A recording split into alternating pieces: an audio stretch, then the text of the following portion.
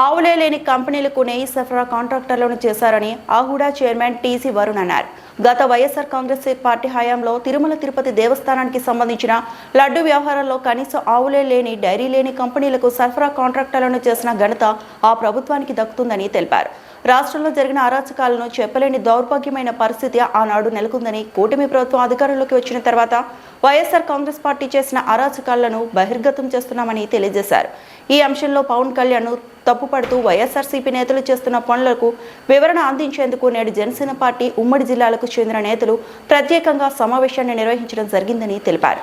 వారు చేసిన అరాచకాల్లో భాగంగా కోట్లాది మంది శ్రీ వెంకటేశ్వర స్వామి భక్తుల మనోభావాలతో చెలగాటమాడారని తెలిపారు. అరాచకం చేసిందే కాకుండా వారు చేసిన తప్పులను కప్పిపుచ్చుకునేందుకు ప్రజల్లో లేని అలజడులు సృష్టించేందుకు కొత్త డ్రామాలకు తెరలేపారని మండిపడ్డారు. మీడియా మిత్రులందరికీ ధన్యవాదాలండి. ఈరోజు ముఖ్యంగా అనంతపూర్ ఉమ్మడి జిల్లా జనసేన పార్టీ కార్యాలయంలో ఈరోజు ప్రెస్ మీట్ ఏం పెడుతున్నామంటే, మీరు చూస్తున్నారు, గత వారం నుంచి వైసీపీ నాయకులు తిరుమల లడ్డు పైన అందులో కల్తీ నెయ్యి గురించి ఏమేమి మాట్లాడుతున్నారో మనం అందరం చూస్తున్నాం. అందులో భాగంగా ఈరోజు ఖండించడానికి జనసేన పార్టీ ఉమ్మడి జిల్లా నాయకులందరూ కూడా ఈరోజు ఇక్కడ కూర్చొని ప్రెస్ మీట్ ఇవ్వడం జరుగుతుందండి. ముఖ్యంగా వైసీపీ నాయకులకి, ఎందుకంటే ఈ విషయం ప్రజలందరికీ తెలియాలి. తిరుమల లడ్డు ప్రసాదంలో వైసీపీ హయాంలో నెయ్యి సరఫరా ఆ కాంట్రాక్ట్ ఏదైతే ఉంటుందో ఎన్ని అరాచకాలు జరిగాయో, ఎన్ని దౌర్జన్యాలు జరిగాయో మనందరూ తెలుసు. అసలు ఆవులు కానీ డైరీ వ్యాపారం లేని కొన్ని కంపెనీలు ఏదైతే ఉంటాయో ఆ కంపెనీలకి నెయ్యి సరఫరా కాంట్రాక్టులు వీళ్ళు ఇవ్వడం జరిగింది. అందులో నామ్స్ కూడా మార్చుకొని, నిబంధనలు కూడా మార్చుకొని అటువంటి కంపెనీస్ వీళ్ళు కాంట్రాక్ట్ ఇవ్వడం జరిగింది. ఆవులు కానీ, పాలు కానీ, పెరుగు కానీ లేకోకుండా నెయ్యి ఎలా తయారైతే చెప్పండి. అటువంటి కంపెనీలు వీళ్ళకి ఇచ్చి దాదాపు 60 లక్షల కిలోల నెయ్యిని ఎలా సరఫరా చేశారు అని జనసేన పార్టీ నుంచి మేము చాలా గట్టిగా అడుగుతున్నాం. ఇచ్చిన నెయ్యిలో ప్రతి చుక్క కల్తీని అని చెప్పేసి మీ అందరికి తెలియజేసుకుంటున్నాం.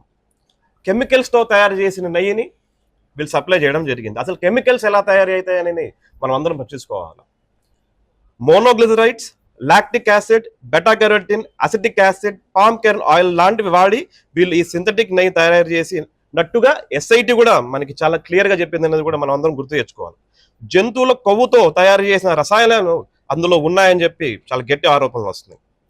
ఇవన్నీ వాస్తవాలు అయినప్పటికీ కూడా వైసీపీ నాయకులు మాటలు మాత్రం ఖండాలు దాటుతున్నాయి, ఏవేవో మాడుతున్నారు.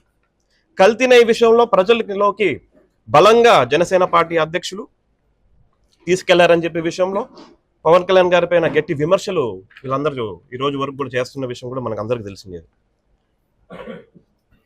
వైసీపీ వాళ్ళు అధికారంలో ఉన్నప్పుడు ఇటువంటి అవకతవకలన్నీ చేసి అధికారంలోకి కుటుంబ ప్రభుత్వం ఎప్పుడైతే వచ్చిందో దాన్ని పరిశీలిస్తుంటే చేయంగా ఈ వాస్తవాలన్నీ కూడా మనకు అందరూ బయటపడినాయని చెప్పి మీ అందరూ తెలియజేసుకుంటాను. శ్రీ వెంకటేశ్వర స్వామిని వేడుకొని గత పాలకులు చేసిన తప్పుల్ని మన్నించండి అని చెప్పేసి శ్రీ కొనిదెల పవన్ కళ్యాణ్ గారు 2024లో ప్రాయశ్చిత్త దీక్ష కూడా చేయమని చెప్పి ఆయన చేశారు కూడా. ఈ దీక్ష కూడా చేసి వాళ్ళు ఎవరైనా ఉంటే కొంచెం కాపాడండి స్వామి, వాళ్ళు చేసిన తప్పుల కన్నా కూడా అని చెప్పడం జరిగింది. ఈ దీక్షను కూడా వాళ్ళందరూ కూడా తప్పుదారి పట్టించి అందులో కూడా దాని వాస్తవాలు లేకోకుండా ఎటుపడితే అటు మాడుకుంటా వెళ్ళారు. దొంగలే దొంగ అని ఈరోజు ఇలా ఖర్చిన పరిస్థితులు కూడా మనం అందరం చూస్తున్నాం. వైసీపీ వాళ్ళ పరిస్థితి అలా ఉంది. తిరుమల లడ్డు ప్రసాదంలో జంతువు కొవ్వు కలిసిందని ఎన్డీడీబీ తన నివేదికలో స్పష్టంగా ఇచ్చింది. జంతువుల కొవ్వులు దీంట్లో కలిచాయి అని చెప్పి. తర్వాత ఎస్ఐటి దర్యాప్తులో పాలు లేకుండా కేవలం రసాయనాలతో వాడారని చెప్పి కూడా వాళ్ళు ఖచ్చితంగా తెలిసారు. సో ఈ ఎస్ఐటి రిపోర్ట్ చూస్తే అన్నా కూడా వైసీపీ నాయకులకి కనీసం ఈ రోజు వాళ్ళు ఏం మాడుతున్నది కూడా వాళ్ళు కొంచెమైనా తెలియాలని చెప్పేసి తెలియజేసుకుంటున్నారు. అదేవిధంగా కల్తీ నెయ్యిలో మోనోగ్లిజరైడ్ అనే రసాయనాన్ని ఖచ్చితంగా కలిపారు. కొవ్వుని 200 నుంచి 250 సెంటిగ్రేడ్ హీట్ చేస్తే దాని ద్వారా ఈ రసాయనం తయారు చేసినట్టు కెమికల్ అనలిస్ట్ కూడా మనందరికీ చెప్తున్నారు.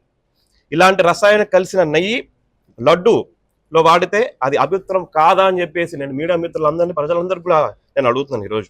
అదేవిధంగా వైసీపీ 5 ఏళ్ల పాలనలో 1,61,00,000 కిలోల నెయ్యిని కొనుగోలు జరగా అందులో 60 లక్షల కిలోలు కల్తీ నెయ్యి సరఫరా అయిందని చెప్పేసి అందరూ చెప్పుకుంటుంటే ఈ కల్తీ నెయ్యితో 20 కోట్ల శ్రీవాళ్ళ లడ్డును తయారు చేసినట్టుగా ఘోర అపచారం చేశారు వైసీపీ నాయకులని కూడా మీ అందరికీ తెలియజేసుకుంటున్నాను. 2019 నుంచి 24 మధ్య కల్తీ నెయ్యి సరఫరా చేసిన డైరీ కంపెనీస్ అయితేనే కానీ, మిడిల్ మ్యాన్ అయితేనే కానీ, రాజకీయ నాయకులు అయితేనే కానీ, వీళ్ళందరి మీద ఎస్ఐటి ఎంక్వైరీ ఇంకా నడుస్తుందని కూడా మీ అందరూ తెలియజేసుకుంటున్నాను. అందులో భాగంగా కూడా హవాలాలో కొన్ని కోట్ల రూపాయలు కూడా వీళ్ళు ట్రాన్స్ఫర్ చేసినట్టు కూడా మీ అందరికీ తెలియజేసుకుంటున్నాను. హిందూ భక్తుల ఆత్మాభిమానం, మనోభావాల్ని వైసీపీ నాయకులు ఖచ్చితంగా దుర్మార్గంగా కూల్చారని చెప్పి మీ అందరికీ తెలియజేసుకుంటూ ప్రజలందరూ కూడా ఈ విషయం తెలియాలి. గత వారం రోజుల నుంచి అదే పనిగా జనసేన పార్టీ అధ్యక్షుల పైన వాళ్ళు చేసిన విమర్శలందరికీ అనంతపురం జిల్లా జనసేన పార్టీ తీవ్రంగా ఖండిస్తుందని చెప్పేసి కూడా